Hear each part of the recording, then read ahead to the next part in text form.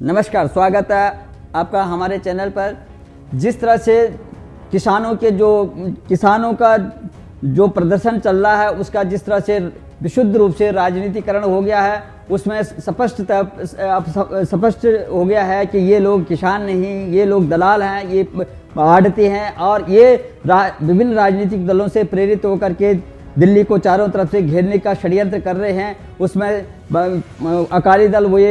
अकाली दल हुआ, कांग्रेस हुआ, आम आदमी पार्टी हुआ और वाम दल हुआ, ये तमाम, और एनसीपी हुआ, तो ये तमाम जितने भी विपक्षी दल हैं इनके अपने निहित स्वार्थ हैं, जिससे ये किसान के रूप में जो ये आड़ती हैं, बड़े आड़ती हैं, जो दलाल हैं, वो तमाम जो है इन छोटे छोटे किसानों को या भाड़े में लेकर के, भाड़े के मजदूरों को लेकर के इस तरह से पूरे दिल्ली को जो है जाम किया हुआ है। और आज एसोचैम की रिपोर्ट सार्वजनिक हुई है, उसमें बताया गया है कि प्रतिदिन 3,500 करोड़ रुपए का नुकसान हो रहा है देश को। इसमें से जैसे हरियाणा, पंजाब, जम्मू एंड कश्मीर और हिमाचल प्रदेश, ये यहाँ के जो किसान, उद्योगपति, ये तमाम जो है सब प्रभावित हो रहे हैं। इतने अर्थव्यवस्था डाउन चले गई है देश की, तो ये समझ में नहीं आ रहा है ये लोग कब समझेंगे। सरकार बराबर जो है निरंतर इनके संपर्क में है, लेकिन ये लोग जो ये दलाली जो कर रहे हैं, वो कहते हैं कि जो ये बिल पास हुआ है, जो कानून बना है, वो इसको निरस्त कर दो। तो ये जो इनका ये अड़ियल रवैया है, उसको देश में तो है ही, ये विपक्षी दल देश में तो गुमराह कर ही रहे हैं, लेकिन इनको सपोर्ट जो है विदेशों से भी आ रहा है। इससे स्पष्ट समझ में आ गया है कि ये विदेशी ताकतों के साथ ये लोग मिल रहे हैं। जिस तरह से इनके बीच में जो नारेबाजी हो रही है, देश विरोधी नारे, देश के प्रधानमंत्री को जो उल्टा सीधा बोला जा रहा है, ये जो है सब टारगेट पे है और अब इनकी जांच होनी चाहिए। हमारे साथ जुड़ रहे हैं राजनीतिक विश्लेषक और किसान मामलों के जानकार श्री पवन त्यागी जी। सर, आपका बहुत बहुत स्वागत है हमारे चैनल पे। सर, आज एसोचैम की जिस तरह से रिपोर्ट आई है, 3,500 करोड़ का नुकसान देश को हो रहा है प्रतिदिन, और ये जो राज्य हैं, ये पंजाब, हरियाणा, हिमाचल प्रदेश, जम्मू एंड कश्मीर, वहाँ के उद्योगपति, किसान और तमाम जो व्यापारी वर्ग जो है प्रभावित हो रहा है। तो अब ये कौन समझाएगा इनको, ये लोग कौन हैं, ये बेनकाब किस तरह से होंगे, सरकार क्या कर रही है, और सरकार को इनसे संज्ञान लेना चाहिए जो विदेशों से जिनके संपर्क हैं। तो आपका क्या कहना है, हमारे दर्शक जानना चाहते हैं। देखिए, ये आंदोलन मैं पहले भी कह चुका हूं, चीन के इशारे पर शुरू हुआ है। चीन के इशारे और पाकिस्तान के पिट्ठू जो भारत में बैठे हैं, उन्होंने सबसे पहले इस आंदोलन की शुरुआत पंजाब से कराई, जिन्होंने खालिस्तान समर्थक नारे दिए। और वहां उन्होंने जब सिरदर्दी बनी तो कांग्रेस को लगा के इसको मुद्दे को डाइवर्ट कर दिया जाए, क्योंकि चुनाव आ रहे हैं, तो किसानों के आंदोलन को वहां कुचलने के बजाय, मैं इसे किसान आंदोलन ना कहें, किसान की सहानुभूति लेने के लिए इसका नाम किसान आंदोलन रखा गया। वास्तव में ये खालिस्तानी आंदोलन शुरुआत हुआ था और इसका मकसद भारत की अर्थव्यवस्था को कमजोर करना और मोदी सरकार को बदनाम करना, शुरुआत में यही था, और खालिस्तान के मुद्दे को दोबारा से जिंदा करना। पंजाब से शुरू हुआ। पंजाब सरकार ने निहित स्वार्थ के लिए और अकाली दलों ने अपनी वोट बैंक की राजनीति के लिए, कांग्रेस ने अपनी सरकार दोबारा बनाने के लिए, और आम आदमी पार्टी ने पंजाब के अंदर अपने जमीन तलाशने के लिए यह सब गठजोड़ कर दिया कि तुम कुछ भी नारे लगाओ, तुम देश के प्रधानमंत्री को मारने की बात करो, तुम खालिस्तान जिंदाबाद बोलो, तुम पाकिस्तान जिंदाबाद बोलो, हम तुम्हें कुछ नहीं कहेंगे। वरना पंजाब के अंदर जब ये शुरुआत हुआ था और जब खालिस्तानी जिंदाबाद के नारे लगाए जा रहे थे, कुछ 100 लोग वहां थे, कुल 200-500 लोग होंगे, उनके खिलाफ यदि पंजाब सरकार सख्त एक्शन ले लेती तो ये खालिस्तानी आंदोलन दिल्ली तक नहीं पहुंचता। सबके हाथों में तलवार, भाले, त्रिशूल और जन क्या क्या हथियार ले रखी है, और खुलेआम तलवारों को लहराते हुए वो कह रहे हैं कि खालिस्तान जिंदाबाद, खालिस्तान लेकर रहेंगे। उन्हीं के पक्ष में अलग अलग देशों में आंदोलन चल रहा है, फंडिंग की जा रही है करोड़ों रुपए की, लेकिन इन्होंने दिल्ली को घेर कर क्या किया है, किसान का आंदोलन नाम देकर उत्तर प्रदेश, हरियाणा, राजस्थान के लोगों को जोड़ने की कोशिश की, और इस काम में उनकी मदद कर रहा है कांग्रेस, उनको हेल्प कर रही है आम आदमी पार्टी। अब आप एक बात बताइए, देश की कोई भी सड़क को घेर कर कोई बैठ सकता है क्या? नेशनल हाईवे जो इतना व्यस्त रहता है, वहां से जो टीकरी बॉर्डर है, जो सिंघू बॉर्डर है, किसकी सब्जी आती है दिल्ली के अंदर? दूध, सब्जी, खाने पीने की वस्तुएं, अनाज, धान, ये सारे की सारी सप्लाई राजस्थान, हरियाणा और पंजाब, इन्हीं राज्यों से आती है। जम्मू और कश्मीर से फल आता है, वो जम्मू कश्मीर का फल इसी रास्ते आता है। इस समय आप देखिए बाजरे का मौसम है, सर्दी पड़ रही है पूरे देश में। इस समय ठंड के कारण जहां जहां सर्दी होती है, बाजरा खाया जाता है। और वो बाजरा कहां पैदा होता है? राजस्थान में। राजस्थान में यूं तो कांग्रेस की सरकार है, लेकिन वो सरकार भी वहां के किसानों का नुकसान कर रही है। 2100 रुपए बाजरे का रेट है एमएसपी, लेकिन आप देखिए 2100 रुपए हरियाणा में है, लेकिन 1300 रुपए राजस्थान में है। क्यों है भाई? खरीदार नहीं है, सरकार ने रेट तय कर रखा है कम। उसके बाद अगर वो प्राइवेट दिल्ली में लाके बेचते तो दिल्ली की सड़कें जाम है। जयपुर दिल्ली हाईवे बंद कर रखा है, कुछ मुट्ठी भर लोग बैठे हैं।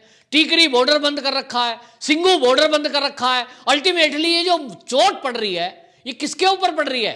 राजस्थान के किसानों के ऊपर। ये किसान के हित में है क्या? नहीं साहब। इसी तरह आप देखिए हरियाणा से डेली दिल्ली के अंदर टनों सब्जियां आती हैं, दूध आता है, ये सब नहीं आ रहा है। उत्तर प्रदेश से आ रहा है, क्योंकि उत्तर प्रदेश पुलिस सख्त है इस मामले में। कुछ बॉर्डर बंद करने की कोशिश की गई थी, वार्ता करके समझा के उन्हें वापस कर दिया गया कि भैया जिस बिल की तुम बात कर रहे हो टिकैत जी, ये राकेश टिकैत नाम के जो व्यक्ति बैठे थे किसान आंदोलन करने, इनको बताया। ऐसी पुरानी तस्वीरें आई हैं, अखबारों की कटिंग लोगों के सामने आई है कि इनके जो पिताजी थे महेंद्र सिंह टिकैत, वो कांग्रेस सरकार के विरुद्ध उन्होंने जितने आंदोलन किए उस समय जब वो थे जिंदा, वो सब आंदोलनों में एक ही मांग रखते थे कि ये जो मंडी की दलाली है ये सरकार बंद करे और प्राइवेट में भी बेचने की हमें परमिशन दे और हमारा रेट प्राइवेट में भी तय हो, हमें कोर्ट जाने की आजादी हो, हमें अपना खुद का अनाज कहीं भी किसी लाला को हम बेचें, उन सेठों को, उद्योगपतियों को स्टोर करने की अनुमति हो ताकि हम उन्हें बेच सकें, क्योंकि अभी हमसे कोई लाला खरीदता नहीं है क्योंकि उनको स्टोर करने की परमिशन नहीं है। ये महेंद्र सिंह टिकैत की मांग थी। आज उन्हीं का बेटा राकेश टिकैत ये उल्टा चल रहे हैं, ये कह रहे हैं साहब गवर्नमेंट ही मंडियां रहनी चाहिए। अरे जिस बात के लिए तुम्हारे पिताजी ने जीवन लगा दिया संघर्ष करते करते कि सरकारी मंडियों को हटाकर प्राइवेट मंडी लाई जाए, प्राइवेट लोगों को अनुमति दी जाए, आज आप उल्टे हो गए उसके विरोध में। और फिर जिस दिन ये बिल आया था, इन्हीं राकेश टिकैत की स्टेटमेंट है कि मैं मोदी सरकार का बहुत बहुत स्वागत करता हूं कि हमारी 20 साल पुरानी मांग मोदी सरकार ने मान ली है और ये जो नए बिल आए हैं ये किसानों के हित में है, ये बयान है इनका। लेकिन आज क्यों बदल गए? क्योंकि आज राजनीति हो रही है।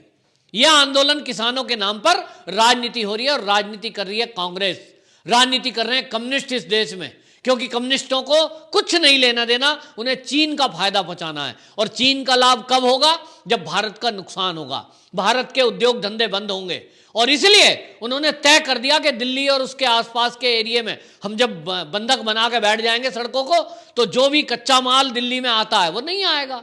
जब दिल्ली की फैक्ट्रियां बंद हो जाएंगी तो दिल्ली वाले सामान तो कहीं से लेंगे, वो चाइना से आएगा। यही चाल है।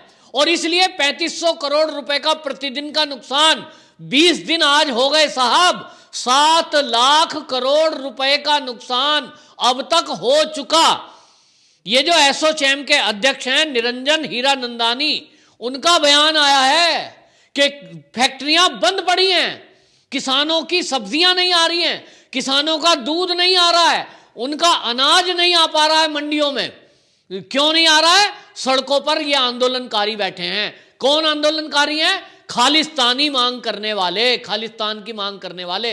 लेकिन इस देश में एक भेड़ चाल है कि एक आदमी नारा लगाए, थोड़ा कुछ उल्टा बहकाए, टीवी पे डिबेट आप सुन लो।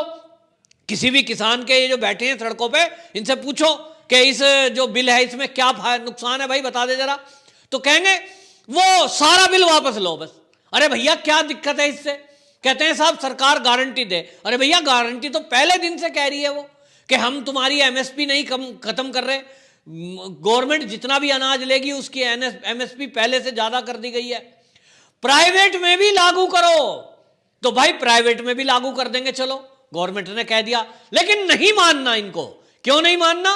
क्योंकि इन्हें देश का नुकसान करना है, देश की अर्थव्यवस्था को डामाडोल करना है, क्योंकि चीन के इशारे पर यह आंदोलन कर और देश की अर्थव्यवस्था को चोट पहुंचाने की बात कर रहे हैं। जो मोदी सरकार ने कोरोना के टाइम में इतना बढ़िया व्यवस्था करी, सबको निशुल्क टीकाकरण करने की बात कर रही है सरकार, सबको निशुल्क दवाइयां दी गई, अनाज गरीबों को दिया गया, पैकेज दिया गया 20 लाख करोड़ रुपए का है, उसी सब को ये खत्म कर देना चाहते हैं। क्योंकि चीन को गहरा चोट लगी है मोदी सरकार के टाइम में, उन्होंने जो उसके ऐप बैन किए हैं और स्वदेशी का जो नारा मोदी जी ने दिया है, लोकल फॉर वोकल, ये सब जो नारे की वजह से चीन बौखला गया है। और आज बॉर्डर पर वो जो हमारे देश में घुसने की हिमाकत करके बैठा सोच रहा है एलएसी पर, वो उसके पेट में दर्द है कि भारत हमारा मुकाबला कैसे कर रहा है, इसकी अर्थव्यवस्था कैसे बढ़ती जा रही है।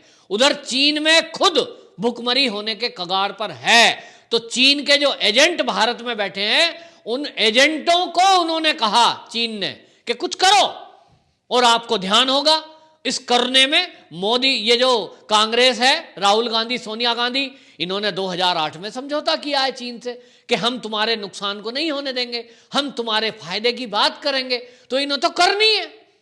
अगर सोचना है तो इस बारे में उन किसानों को सोचना है जो रियल में किसान है, और इन आंदोलनकारियों के चक्कर में आकर वो गेहूं के साथ घुन पिसने वाली बात हो गई है। अपने गांव का काम छोड़ करके सड़कों पे बैठे हैं, इन पर कोई फर्क पड़ना नहीं है। करोड़ों रुपए का पैकेज आ गया है नेताओं की जेब में, इन पे कोई फर्क नहीं पड़ रहा। इनके नौकर चाकर गांव में काम कर रहे हैं, इनकी जेब में करोड़ों रुपए आ गए हैं, मसाज सेंटर हो रहा है, देसी घी का हलवा खा रहे हैं। और अगर पिस रहा है इस आंदोलन में भी, तो गरीब किसान पिस रहा है। गरीब किसानों को चाहिए कि अगर देश से प्यार है तो देश की अर्थव्यवस्था और चीन की चाल से निकलने के लिए अपने अपने घर लौट जाएं। इससे देश का भी हित है, किसानों का भी हित है। ये बिल्कुल नुकसान में नहीं है। मोदी सरकार हर तरह की उनकी बात और शंका समाधान करने के लिए हमेशा तैयार है। बिल्कुल सही कहा। ये देखा जा रहा है कि 5-6 सालों से जो विपक्ष का जो चरित्र है, वो हमेशा उनके पास कोई काम तो है नहीं, लेकिन जब से मोदी सरकार आई है, मोदी जी प्रधानमंत्री बने हैं, तब से ये लगातार जो है मोदी सरकार का विरोध करते करते देश के हित को भी भूल गए हैं। और जो इस तरह से इन्होंने दिल्ली को जो बंधक बना के रखा हुआ, 3500 करोड़ रुपए पर डे का जो नुकसान हो रहा है, उसकी अर्थव्यवस्था किसके जिम्मे जाएगी, किसके सिर में पड़ेगी, इन लोगों का इस बात का कोई भान नहीं है। ये लोग जो है अपने निहित स्वार्थों के लिए जिस तरह से जो अड़े हुए हैं, ये इनका पर्दाफाश होने वाला है। और जिस तरह से इनका चरित्र है, ये जल्दी सामने उजागर हो जाएगा। और आपने हमारे दर्शकों को जिस तरह से सरल शब्दों में बताया, बहुत बहुत धन्यवाद आपका।